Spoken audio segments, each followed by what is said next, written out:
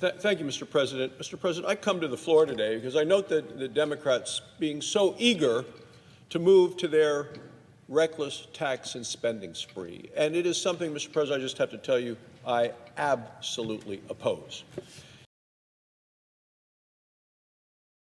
If we pass a bill of that magnitude, the American people will pay more in taxes, will pay more in the cost of living. It will continue to impact the American people in a very negative way.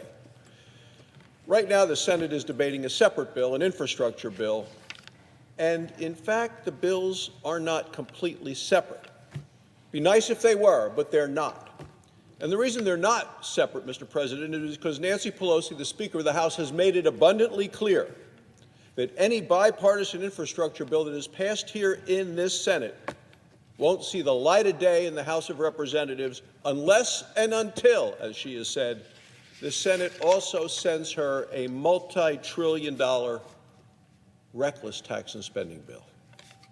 According to one nonpartisan group, that bill could cost up to $5.5 trillion over the next 10 years.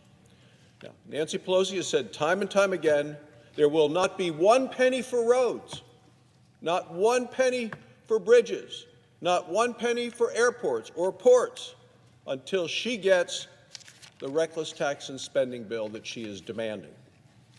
It wasn't a negotiation, it was a hijacking. And Nancy Pelosi isn't just a hijacker, she is also an arsonist. What she is proposing is going to pour jet fuel on the fire of inflation that is currently ravaging the country. The flame was lit months ago when Democrats borrowed $2 trillion under the name of COVID relief. But just look at the economic projections before the bill became law. Some people failed to predict the inflation. The Federal Reserve failed to predict it. White House Budget Office said, oh, no, we won't get inflation. Congressional Budget Office said no. There were Democrat economists, though, that warned that it would happen. And Republicans pointed out clearly it was going to happen, and that's what has happened now. Democrats refused to listen. They borrowed and spent $2 trillion additional dollars, and inflation has gone up every month since. Core inflation is now the fastest and highest it's been in 40 years. Who are the victims of this? Well, there are people that are on fixed incomes. There are seniors.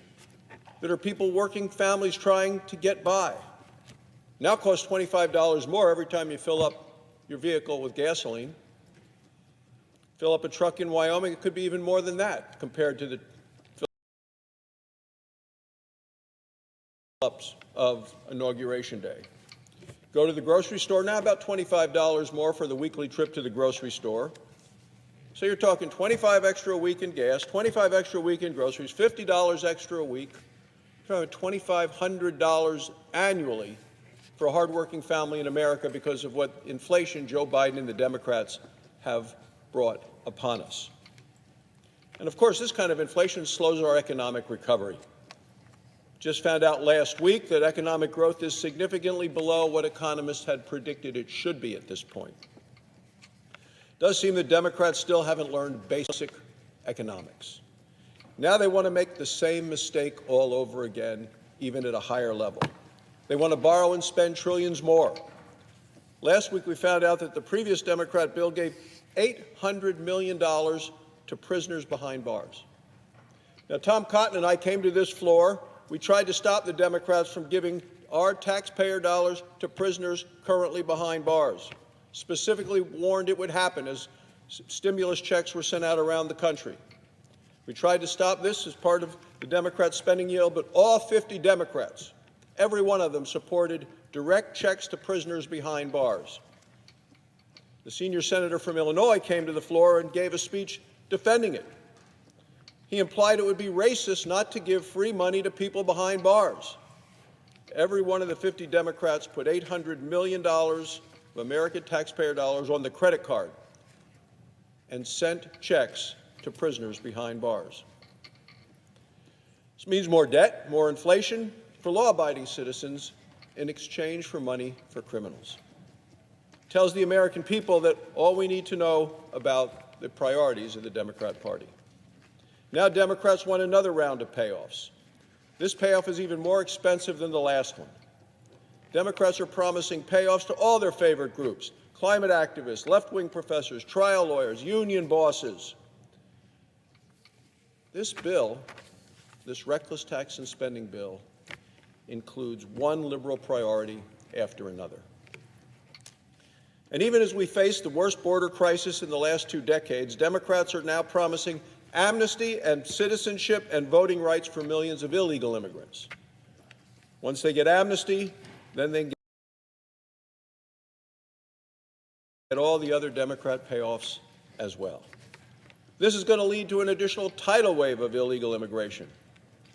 And all of this has a price tag, and someone has to pay. Democrats do not tell nice stories. Republicans do the math. This bill is so expensive that Democrats will have to go after every working family in America in order to pay for it. One way or another, every working American will end up paying for this.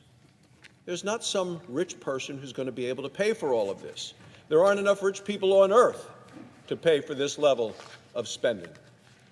Democrats are going to go after the majority of the people in this country, and of course that is the middle class. That's exactly what they intend to do with this bill, because this bill is going to raise taxes on family farms and ranches. According to the accounting firm Ernst & Young, this bill, this spending bill that Nancy Pelosi is demanding go to the Senate, from the Senate to the House before any infrastructure bill is passed, that it would eliminate 80,000 jobs over 10 years. The bill would raise taxes on small businesses, which are already struggling to stay open because of the Democrat policies. Anyone who sells their home will pay thousands and thousands more in taxes. Now, this is also going to include a carbon import tax, which will drive up prices even higher. The bill would be a socialist takeover of our economy: more taxes, more spending, more debt, more government, eating into people's paychecks, eating into their savings. There's not a single Republican in the House or in the Senate who's going to support this reckless tax and spending spree. We need to stop this freight train to socialism. We don't have a taxing problem in this country, Mr. President. We have a spending problem.